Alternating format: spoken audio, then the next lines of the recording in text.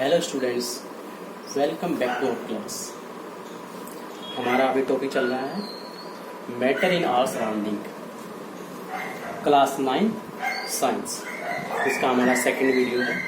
पिछले वीडियो में हमने अभी तक पढ़ा कि मैटर क्या है, व्हाट इज मैटर। तो उसे एक बार फिर से हम दोहराते हैं।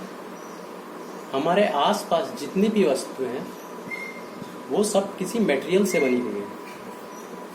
Everything in this universe is made up of material which is named as matter. उसे क्या नाम दिया गया है? मैटर। जैसे स्टोन, एयर, क्लाउड्स, प्लांट्स, वो सब क्या है? मैटर।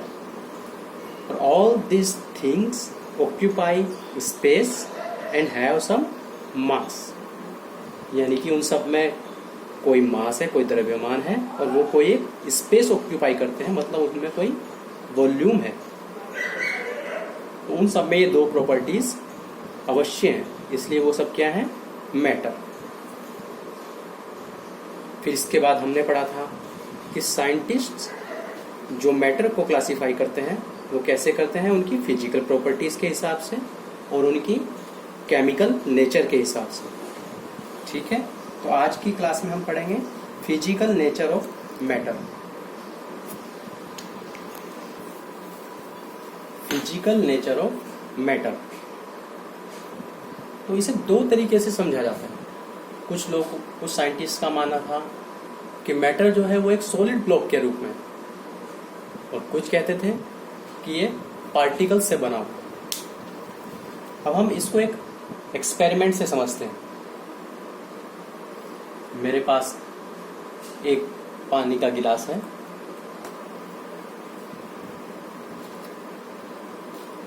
इसमें हम थोड़ा सा नमक डाल देते हैं और फिर इसे अच्छे से मिलाते हैं।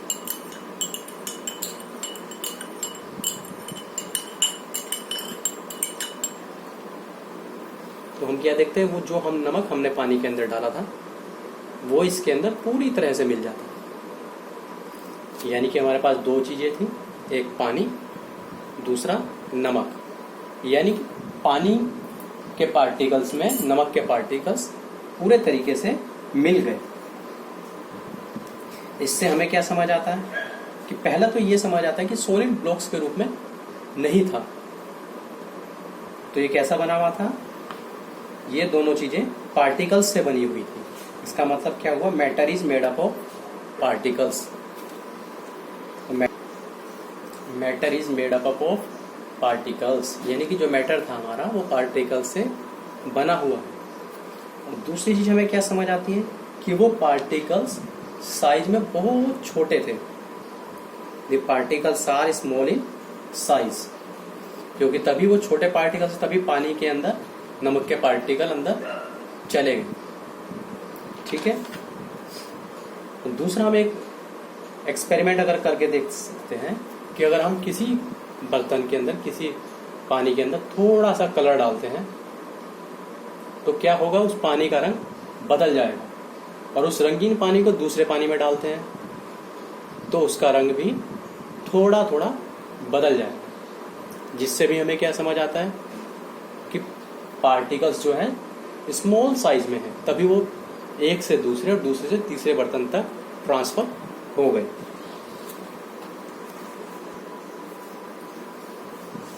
तो अभी हमने जो समझा कि पार्टिकल्स जो हैं उसकी दो प्रॉपर्टीज थी। पार्टिकल्स की हमारी दो प्रॉपर्टीज थी। क्या थी? पहला तो matter is made up of particles, ये मैटर की प्रॉपर्टीज थी हमारी कि मैटर जो है पार्टिकल से बना हुआ है। और दूसरी जो पार्टिकल है वो साइज में बहुत छोटा है। ये दो चीजें हमने अभी समझी। ठीक है, अब हम बात करते हैं ये पार्टिकल्स जो है मैटर के, उनकी विशेषताएं क्या हैं? Characteristics of particle of matter. अभी हमने जो एक्सपेरिमेंट किया था, हमने पानी के अंदर नमक को डाला और वो उसके अंदर घुल गया। तो नमक के पार्टिकल को पानी के पार्टिकल के अंदर जाने के लिए एक बात होनी आवश्यक है, उसके पानी के पार्टिकल के अंदर स्पेस होना चाहिए। क्योंकि हमें पता है कि हर पार्टिकल में कुछ ना कुछ वॉल्यूम होता है। तो नमक के पार्टिकल पानी के पार्टिकल के अंदर तभी जा सकते हैं जबकि उनके बीच में कुछ स्पेस हो, कुछ जगह हो जिसमें कि वो अंदर जा सके। जैसे कि ये हमारे पानी के पार्टिकल्स थे, तो नमक के पार्टिकल्स क्या हुआ, इस स्पेस में, जो बीच में स्पेस था उसके अंदर चले गए, इसलिए वो हमें दिखने बंद हो गए, वो पानी के अंदर अच्छे से घुल गए। ठीक है, तो पहली हमें कैरेक्टरिस्टिक क्या पता लगती है कि पार्टिकल ऑफ मैटर है स्पेस बिटवीन देम। ठीक है, और सेकंड चीज क्या हो, उसके लिए हम एक चीज को समझते हैं। अगर हमारे पास कोई धूप बत्ती अगरबत्ती रखी है तो हम कुछ दूर से उसकी खुशबू को सूंघ पाते हैं, हमें पता लग जाता है कि यहाँ पर कोई खुशबू वाली चीज है। कुछ दूरी तक हमें वो खुशबू आने का मतलब क्या है कि जो वो मैटर है उसके पार्टिकल्स मूव कर रहे हैं, हम उसके पास नहीं गए लेकिन वो मूव करके खुद हमारे पास आए हैं। इसका मतलब क्या है, पार्टिकल्स आर मूविंग। ठीक है, और फिर तीसरी कैरेक्टरिस्टिक क्या आती है, particles of matter attract each other. जो मैटर के पार्टिकल्स हैं वो एक दूसरे को अपनी ओर खींच के रखते हैं। जैसे कि ये हमारे पास पेन है, ये भी अपने आप में जुड़ा हुआ है, पार्टिकल्स ने अपने आप को बांधे हुए। अगर वो ऐसा नहीं करेंगे तो क्या होगा, ये पेन पूरा बिखर जाएगा। पानी के पार्टिकल्स हैं वो भी आपस में जुड़े हुए हैं।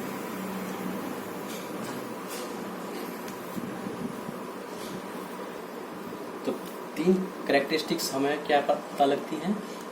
पहला कि particles of matter have space between them, they are continuously moving and they attract each other. एक दूसरे को अपनी ओर आकर्षित करते हैं, एक दूसरे को बांधे रखते हैं।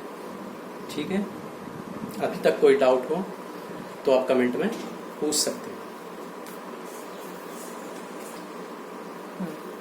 अब हम अगली चीज पे जाते हैं कि हमने देखा कि अगर कोई धूप बत्ती या अगरबत्ती किसी कोने में रखी हुई है बिना जले हुए, तो भी हमें उसकी खुशबू कुछ दूर से आनी शुरू हो जाती है। लेकिन अगर उसे जला दिया जाए तो क्या होगा, उसकी खुशबू बहुत दूर से आती है। ऐसे ही हमारे पास अगर कोई खाना ठंडा है तो उसकी खुशबू हमें कम आती है, और जो गर्म खाना है उसकी खुशबू दूर से आती है। यानी कि जो कंटिन्यूअस मूविंग पार्टिकल्स थे उन्हें गर्म करने पर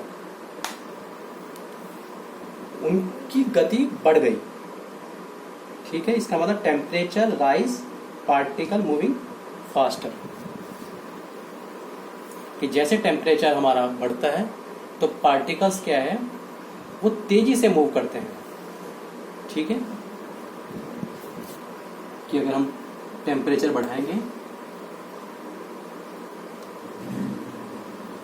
टेम्परेचर बढ़ाएंगे तो हमारे पार्टिकल्स का मोशन क्या होगा, वो तेज हो जाएगा। ठीक है, पहले वो इतना मूव करते थे, टेम्परेचर बढ़ने पर ज्यादा मूव करेंगे। ठीक है,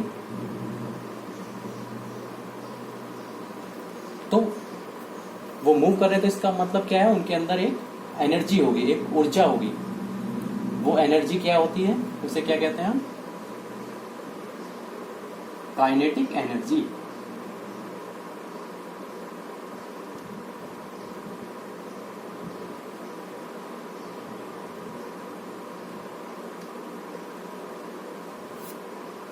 तो क्या है, उन जिसकी वजह से वो मूव करते हैं, वो है काइनेटिक एनर्जी। उनके अंदर एक ऊर्जा है, क्योंकि किसी चीज को एक स्थान से दूसरे स्थान पर मूव करने के लिए, मोशन के लिए किसी ऊर्जा की आवश्यकता होती है। तो हमें यहाँ एक नई टर्म मिली है, काइनेटिक एनर्जी।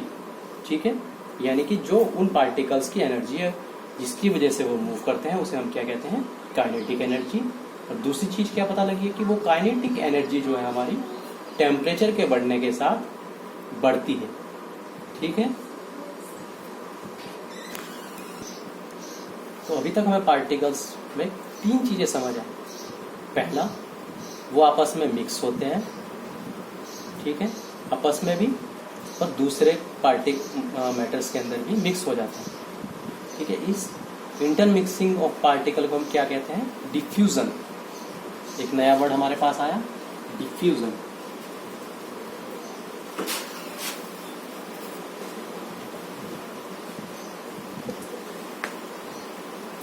ठीक है,